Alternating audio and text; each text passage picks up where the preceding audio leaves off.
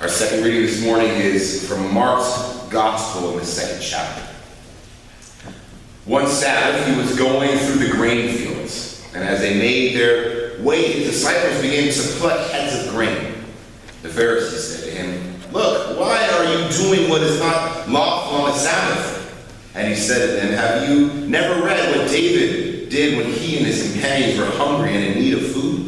He entered the house of God when Abiathar was high priest and ate the bread of the presence, which is not lawful for any but the priest to eat. And he gave some to his companions. Then he said to them, the Sabbath was not made for humankind, and not humankind for the Sabbath. So the Son of Man is Lord even of the Sabbath." This is the word of the Lord. Thanks be to God. Things about technology is how fast you can do stuff, but when technology doesn't work, things come to a screeching halt. This morning on my rush out, I left the cord to my tablet that connects to my computer, and my tablet has not been hooked up to the internet for a couple months, so I had to do this today. Some of you might have seen these materials before. You call them paper, and there are words written on them in ink. Come out of a machine. You can hold them. So bear with me as I fumble and work with a new technology for my Sunday morning sermon. There's a story that I've shared with a few of you. It's not a real story. It's a made-up story. And you can see it in corporate world and you see it used in church world. And this story is about a woman in a small town who's known, infamous for her baked ham. She has the best baked ham in town. And people rave about her ham. They line up on Thanksgiving for her to make their hams for their families. So a local reporter in a local magazine wants to do a story about this woman's hams. How did she get them to be this good that nobody else can make hams like this? So he follows her to the grocery store. He watches her as she picks them up out of the refrigerator and weighs them in her hand. She kind of squeezes them and sees how they feel. She holds them up to her ear. She shakes them. She has all these tricks and techniques about picking out the perfect ham.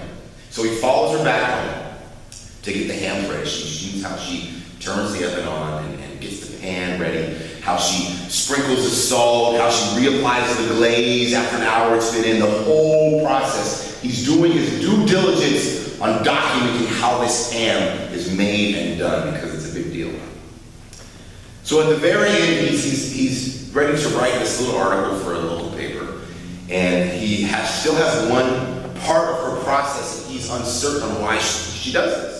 And what she does is she cuts the ends off of the ham, just a thin slice off the ends of each side of the ham.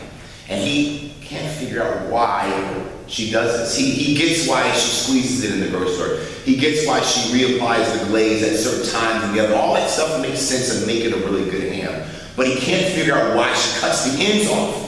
Maybe he somehow brings more moisture in or makes a certain flavor profile or he gets to the bone faster. He can't think of a reason why she does this. So he finally says, "Why do you cut the ends off of these hams? You're wasting a fair amount of meat. I can't figure out why you do it." And she says, "Well, I learned that trick from my mother. When she taught me how to cook ham, she cut the ends off the hams."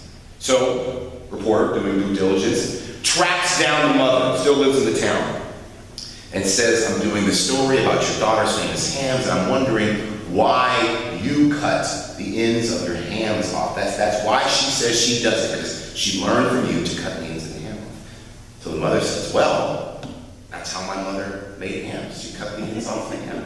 Fortunately, the grandmother is still around.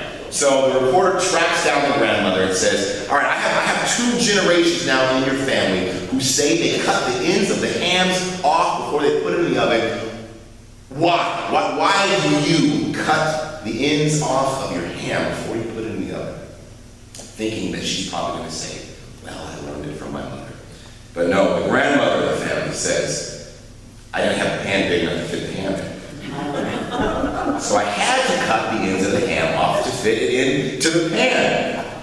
You've had these moments in your life, right? At work, maybe at committee meetings, at churches, where we find out somebody's doing something because we've said we've always done this, but when we track down the reason why we do it, it doesn't make sense anymore. We get lost in the idea of tradition because we do it. We used to do one of those things here at Calvary. When I first came and I was sitting with Joanne Haney, who's one of my favorite people to talk about in sermons. We're getting communion ready one Sunday, and Joanne loves, which is amazing and beautiful, she loves getting all the elements in the bread and the cup and juice all set up and perfect and ready to go.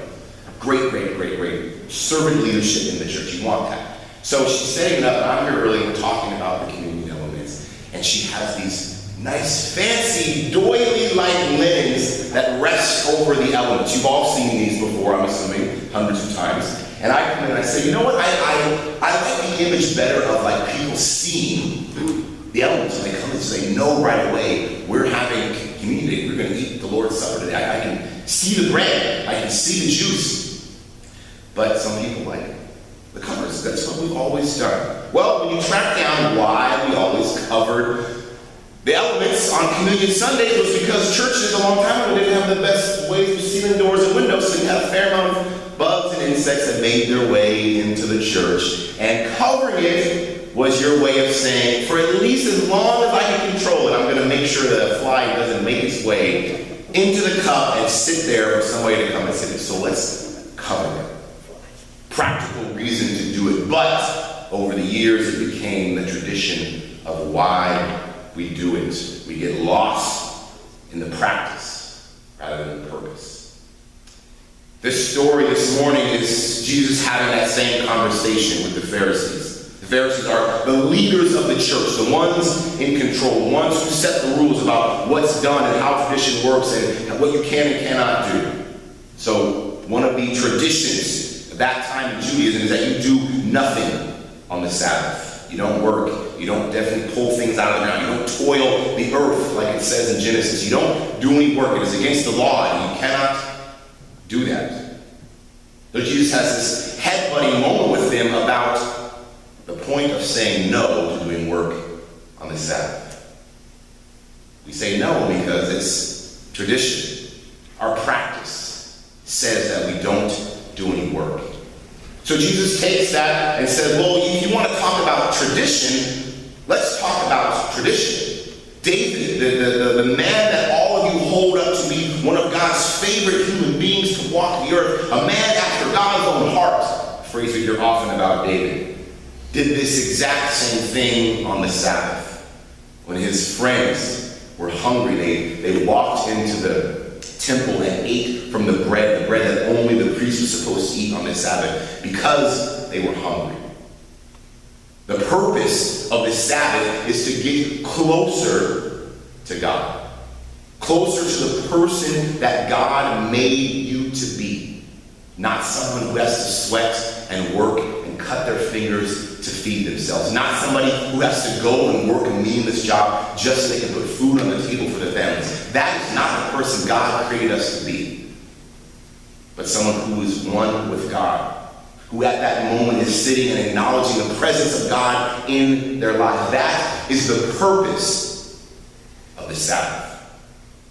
But what's happened is that in order to get to the purpose, we need to make some practice. We need to make some rules to make sure that we uphold and honor the Sabbath. So at some point in history, practice trumps purpose. That the rules of what we're supposed to do are more important than what we're aiming for. In those days, in Jesus' days, it was often that there was a misunderstanding of what the Sabbath was and what it was set out to be. But we do the same thing today in 2016 with worship. We flip-flop our purpose with our practice. We get caught in traditions that have been held for decades, traditions that are still beautiful and still tied to something that was honored in the past, but that now becomes our reason for coming to church. The practice is now our purpose, rather than our purpose being a time we set aside to say, right now, I'm focusing on God. Right now, on a Sunday morning, I gather with people and sit in these pews. Right now, the thing that is most important is God.